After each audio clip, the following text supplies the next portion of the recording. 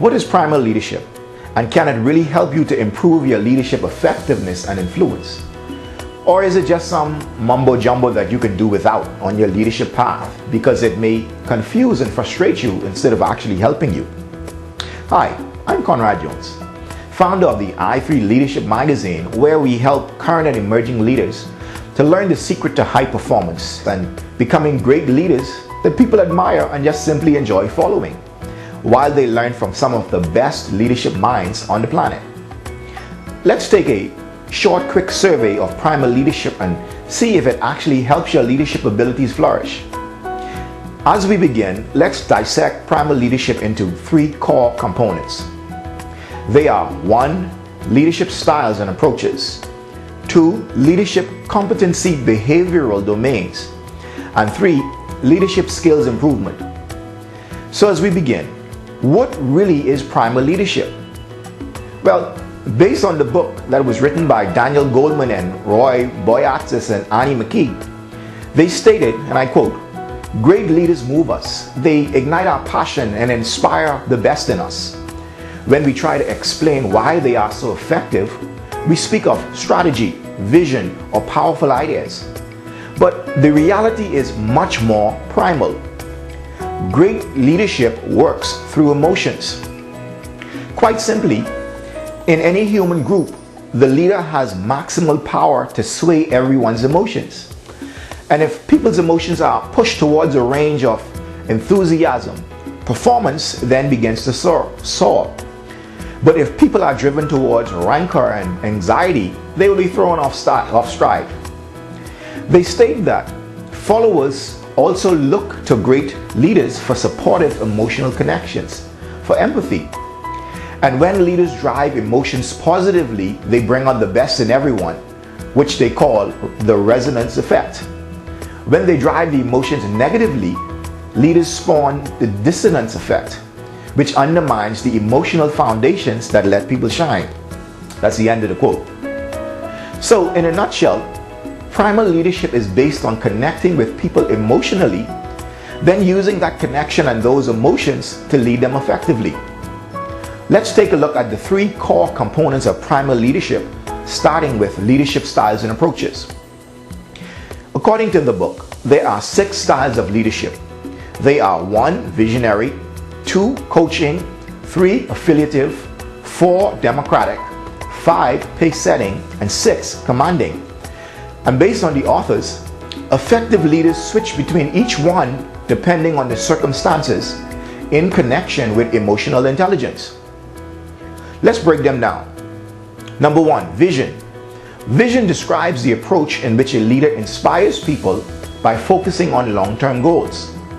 Number 2 is coaching, which describes the approach in which a leader helps people handle responsibilities and guides them in their development as individuals. The third one is affiliative, which describes the approach in which a leader works to create a warm, people-friendly working environment in which emotional needs are accommodated. And then there's number 4, the democratic approach, which describes the approach in which a leader asks for input, insights, and feedback and gets everyone committed and involved in the process. The fifth one is pace setting. And pace setting describes the approach in which the leader sets ambitious goals for his people and his organization and then continually pushes everyone in the progress towards these goals.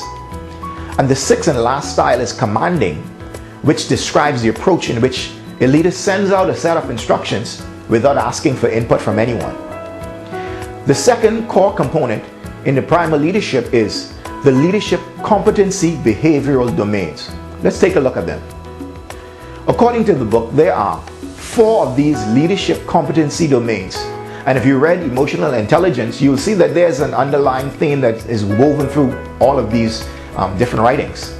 But those 4 competencies are 1. Self-awareness, 2. Self-management, 3. Social awareness, 4. Relationship management, and like I said, they seem to be based primarily on the writing of emotional intelligence.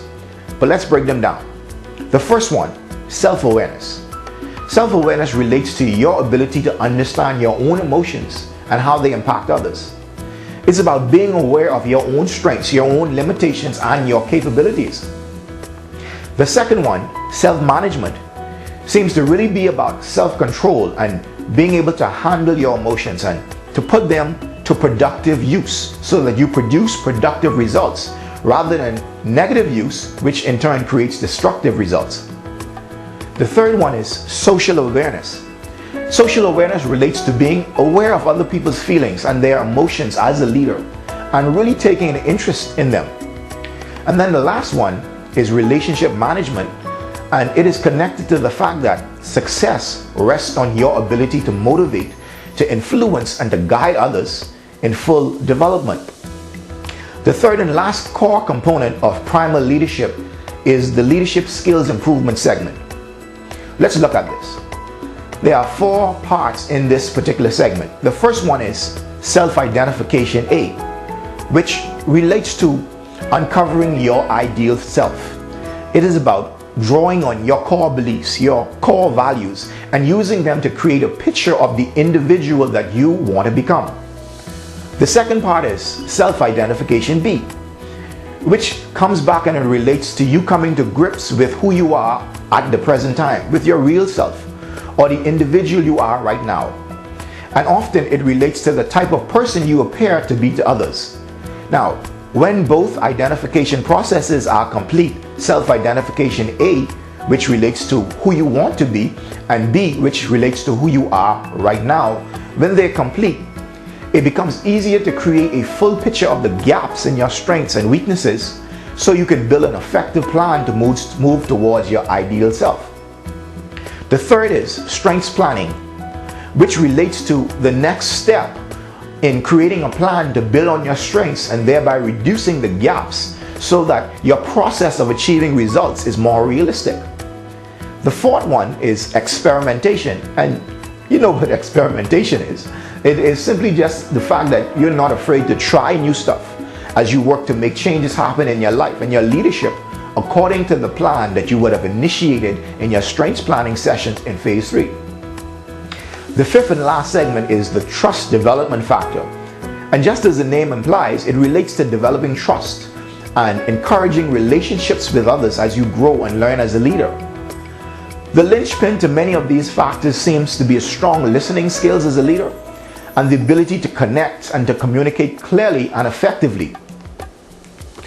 When it's all said and done, being able to manage your emotions and to connect with those you lead on a deeper level, to exemplify character traits such as honesty, integrity, and fairness will always boost your influence and help you get the results you are after from your people. Now, if you found this inside information helpful, make sure you get our free monthly leadership magazine and our other free special leadership training videos. They are both 100% free and they contain leadership insights and wisdom and strategies from the best leadership minds on the planet. Just go over to i3leadership.com and I'll see you there.